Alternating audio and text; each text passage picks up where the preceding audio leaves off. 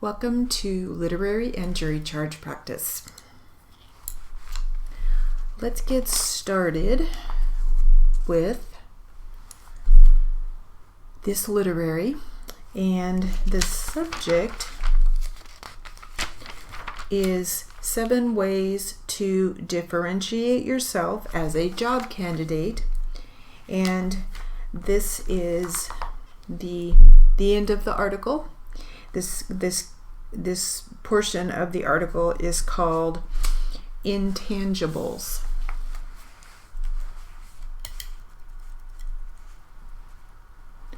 Ready?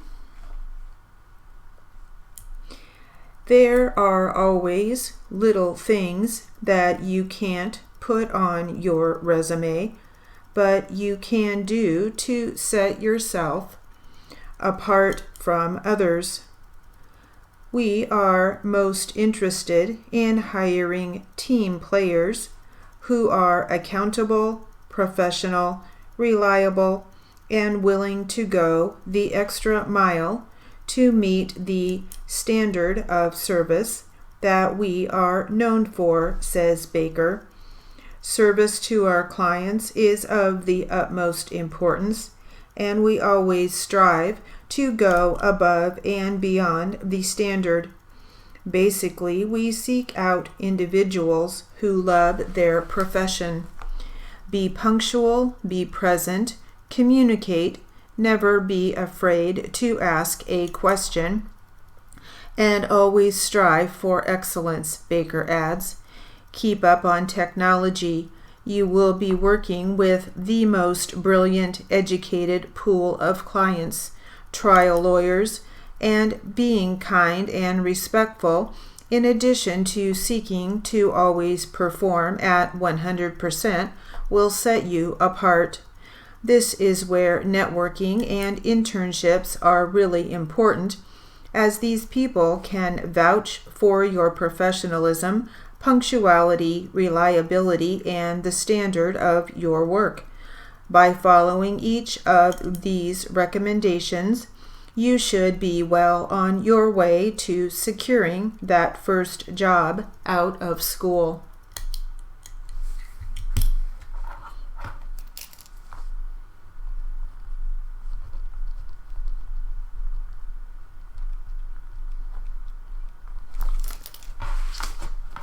All right, so now let's move on to some jury charge.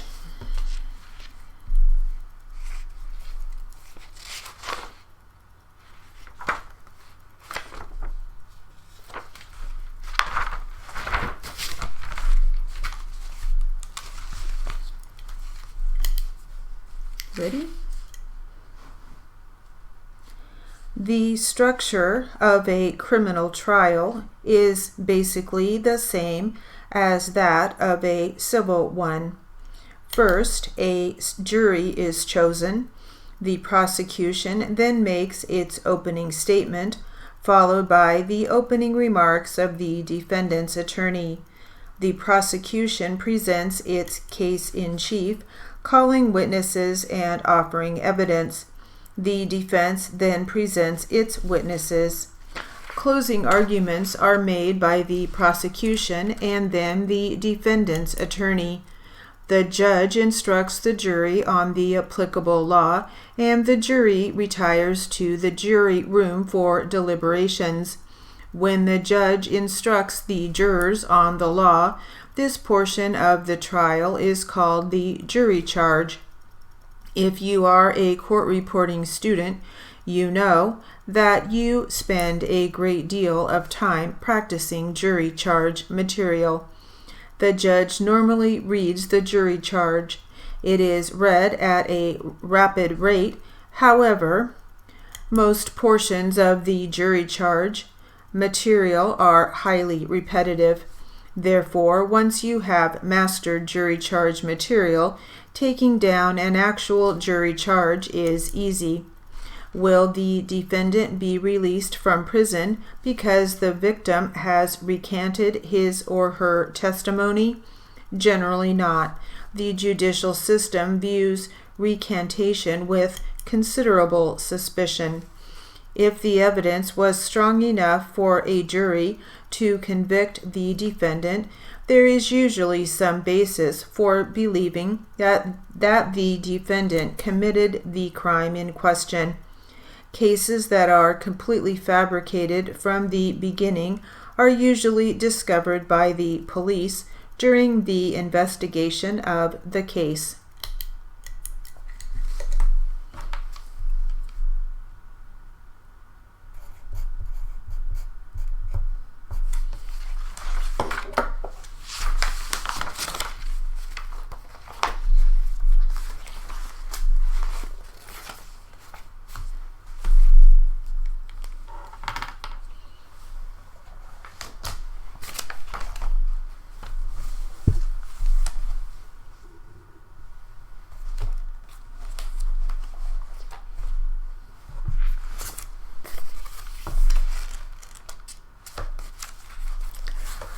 All right, let's start this literary, and it is called Self-Care for Court Reporters, Finding Balance Between the Mind, Body, and Spirit. Ready? A buzzword that has been floating around recently is self-care, which comes down to meeting baseline needs. The recent American Copy Editors Society conference included a session on self-care for editors, and many of the points can apply to court reporters and captioners as well. These are all professions, after all, with people who spend hours every day sitting and focusing on a specific task. Janet Gillette led the session. Gillette is a freelance editor with a background in psychology, and the session concentrated on finding a balance between the mind, body, and spirit.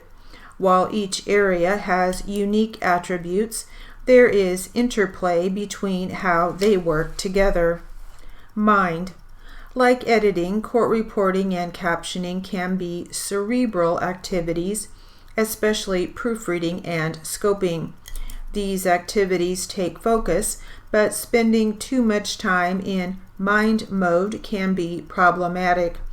There are a variety of warning signs that it's time to focus on other areas. Eyes start to burn, being grumpy, boredom, headache, feeling tired, worrying.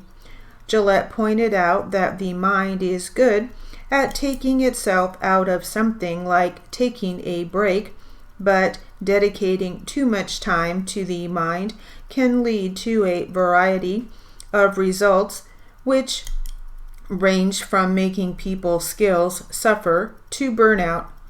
Gillette suggested taking some time to think about how you notice that you are in mind mode or have spent too much time in mind mode. Body. The next area that Gillette focused on was the body, the physical entity that we inhabit. She pointed out that the body is often invisible until something goes wrong. It's easy to ignore what the body needs in favor of something else. How often have you told yourself you'd go to the restroom after proofing just a few more pages?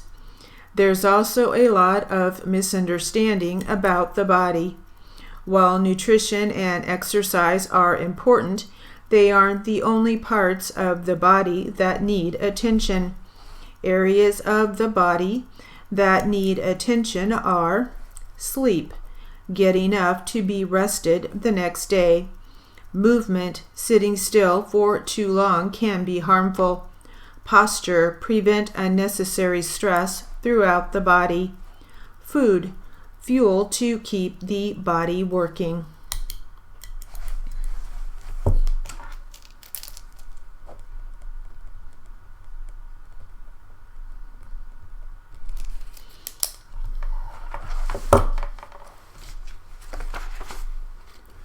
All right, now move on to another jury charge.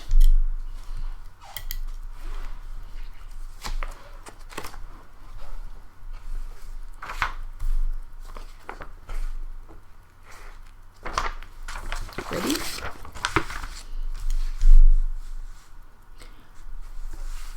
In other words, you pass upon the credibility of the witnesses when you do that. You may take into consideration their interest in the outcome of a case that he or she is not telling the truth. That's simply a factor for you to consider. You must use your own recollection at all times over anything I may say. It may be that I will make some innocent mistake in discussing the facts, or I may overlook something that you think is important. So you must trust your own recollection. Ladies and gentlemen, as I have instructed you, the burden is upon the plaintiff to prove by a preponderance of the evidence that the defendant was negligent. She must also prove that such negligence was a proximate cause of the injuries alleged to have been sustained by the plaintiff.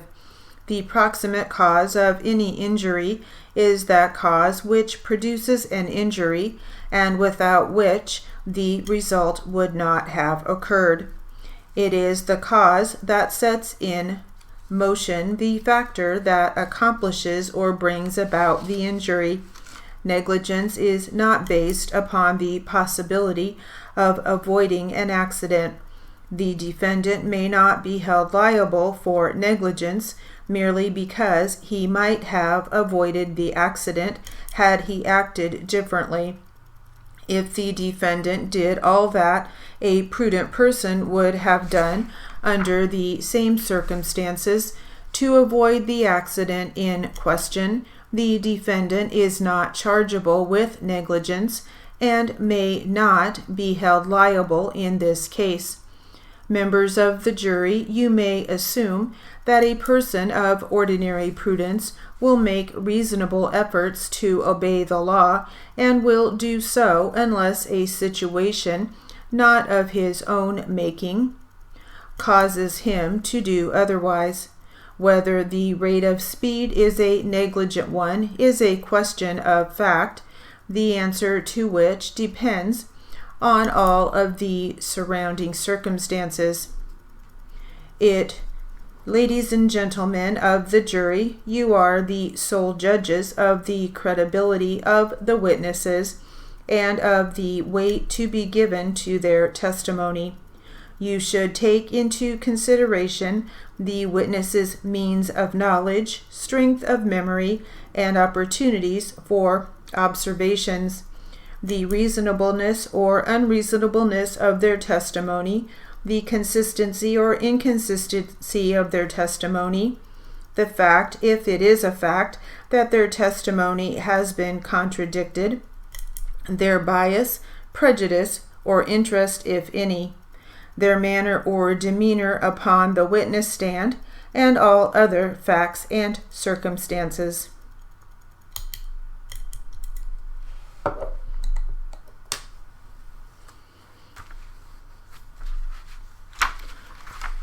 So a few challenges in there possibly. We had consistency or inconsistency, reasonableness or unreasonableness, prejudice, demeanor,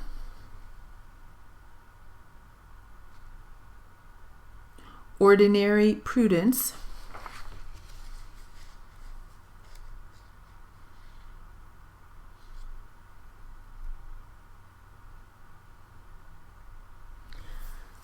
proximate cause,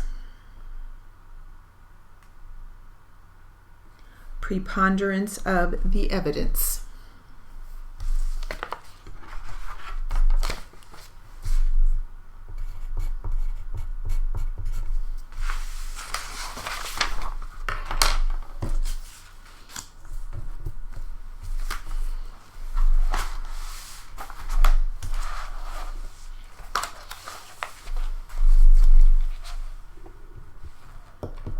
All right, let's get back to our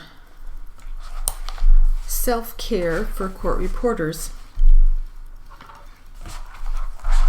Ready? To find balance with the body, it's important to embrace the body. This comes down to first being aware of what the body needs, listening carefully enough to notice the moment the body needs something, and understanding why the body feels a certain way. With practice, all of these steps can begin to happen simultaneously to be truly grounded in the body. JCLIT suggested thinking about ways that you can pay attention to the body. This can be as simple as taking the time to close your eyes, sit quietly for a few moments, and listen to the body.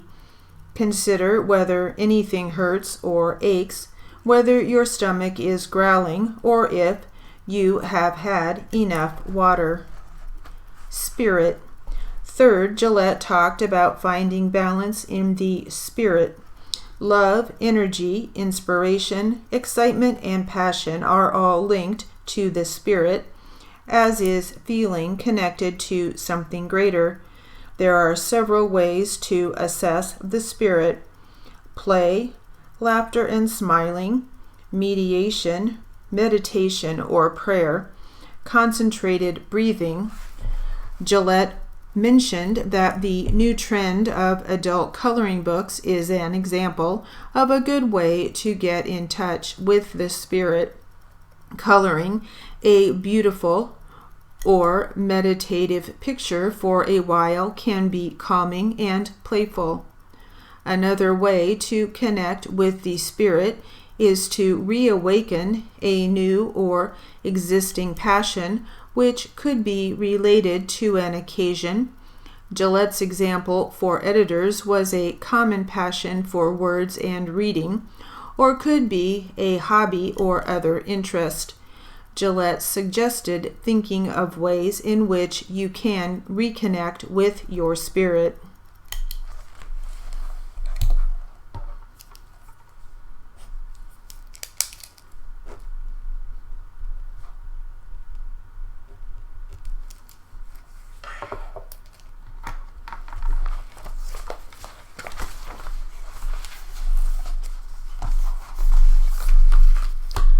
All right, this jury charge is about, or the subject is, a plea for probation.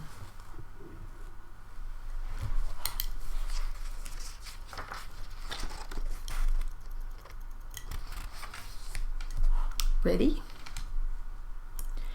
At this time, Your Honor, on behalf of the defendant, August J. Casey, I would like to make an application for probation for this defendant. As the court knows, it is customary whenever a case comes before the court with the intent to get probation to ask the court for a pre-sentence investigation. This was purposely not done in this case for this reason.